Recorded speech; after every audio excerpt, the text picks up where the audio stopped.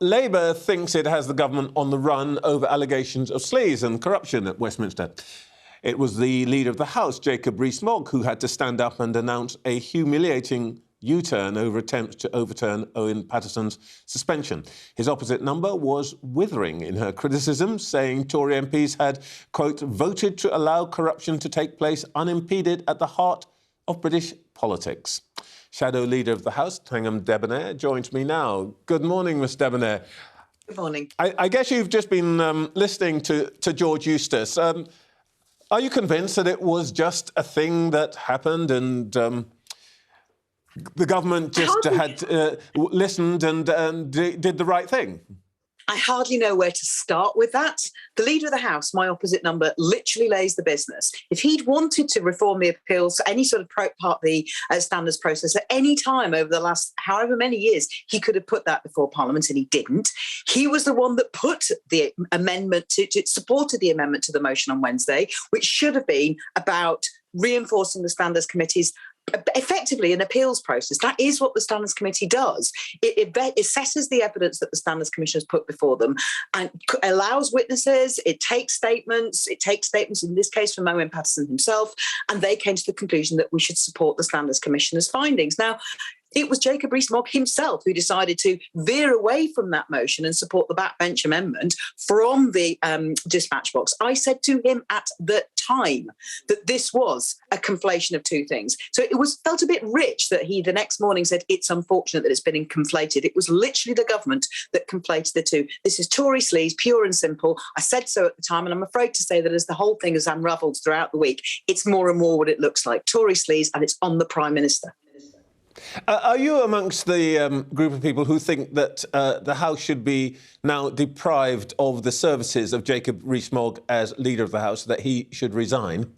Well, that's for others to say, but I have to say it's been an extraordinary week for Jacob, given that he was trying to make out that he had no power whatsoever over when to bring motions in the House when he could have done at any time, given that he didn't seem to have taken notice of what I said to him very clearly, as did others, in the debate, that this was conflating two issues. And then he then gets up the next morning and says it's unfortunate, given that he still left us in a state of chaos. The motion, the amended motion, still stands.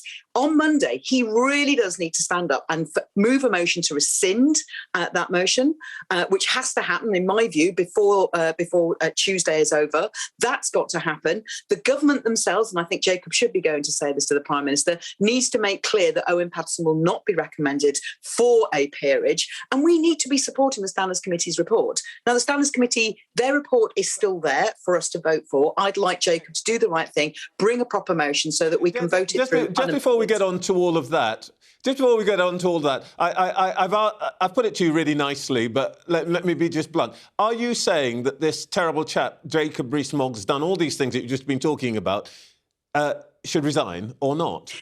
Well, I think... Resign now. When are you ever going to do that? It's an extraordinary thing for the Leader of the House to have so little control over the Leader of the House. And if I was him, I'd be considering my position. That's what I think he should do today. So he should go? I think his position is untenable, yes. Great. Thank you for that. Now, look, all of that said, does Labour think that there is any case at all for looking at the way this is done? Do you think there was no merit in Paterson's claim about the way that the process went?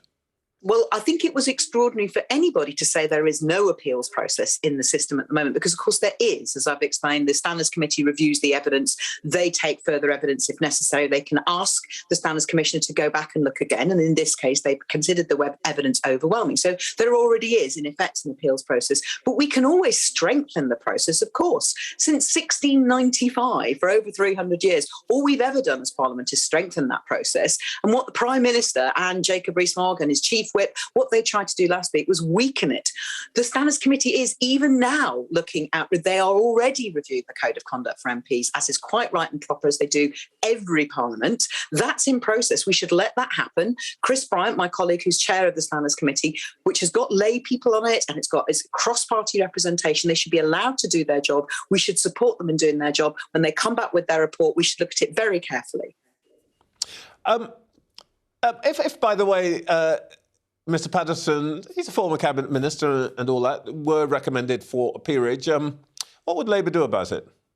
Well, we obviously would not be recommending anyone like Mr Patterson for a peerage, and I hope that the Prime Minister sees sense and rules that out. We have called it out and said he should not be recommended for a peerage. I would be calling, and my colleagues will be calling for that to be ruled out by the government, and that should happen at the earliest possible opportunity. It's not too late for the Prime Minister to do that today. He could rule it out now. I mean, I saw Mr Eustace complaining about press coverage, or he seemed to be. If he wants the bad press coverage to stop, they could do this now. They could rule out Mr Patterson being recommended for a peerage. They could rule out, they could get rid of the motion that they passed last week as amended. They could make sure that's coming before the House this week. There's any number of things that they could do, which we would do. They also could do what Keir Starmer would do, which is establish an anti-Sleaze, anti-corruption unit with real teeth and real powers, which is what Labour would do in government. And we would also be respecting, as we do now, the independence of the Standards Commissioner and the independence cross-party with lay members of the committee. OK. Degradation of politics isn't entirely the property of Conservatives, and money isn't the only thing that brings MPs into disrepute. Former Labour MP Claudia Webb's been given an 18-month sentence for harassment. Is this the kind of conduct that leads people to say, actually, they're all as bad as each other?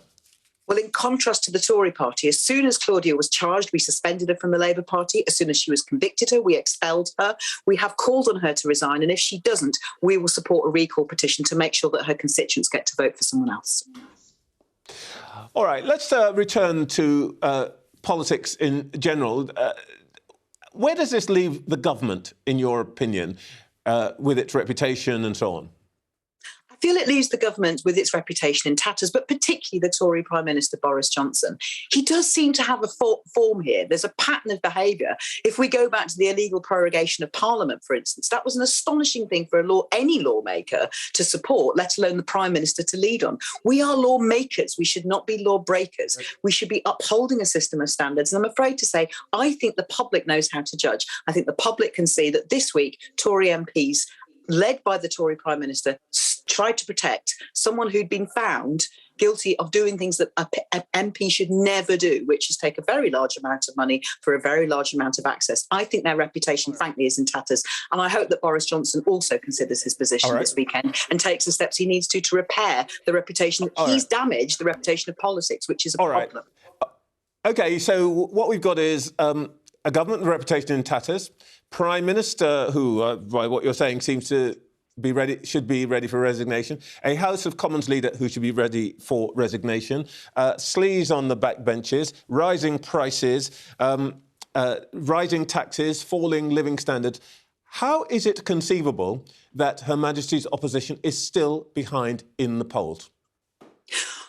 Well, I think we've started to turn that corner. I mean, let's not forget, we suffered the worst defeat in 2019 that we suffered in many years. We've had all that. You and I have discussed this before.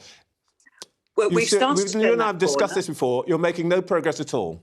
Well, I don't think that's fair. I think Keir Starmer in particular is showing the public that there really is an alternative to a man such as Boris Johnson who thinks he's above the law and Keir Starmer who literally enforced the law. I think people can really see that contrast. They're starting to get to know him now after a year in which it was very difficult for the opposition to get airtime.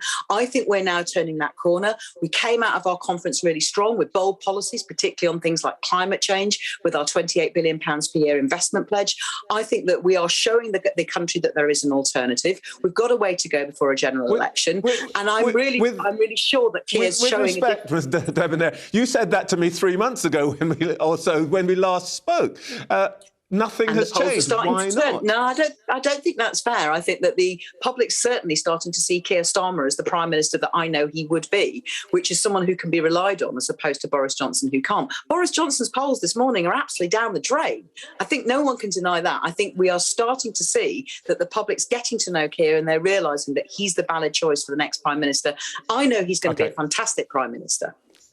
Thangam Debbonaire, thank you very much indeed. Thank you.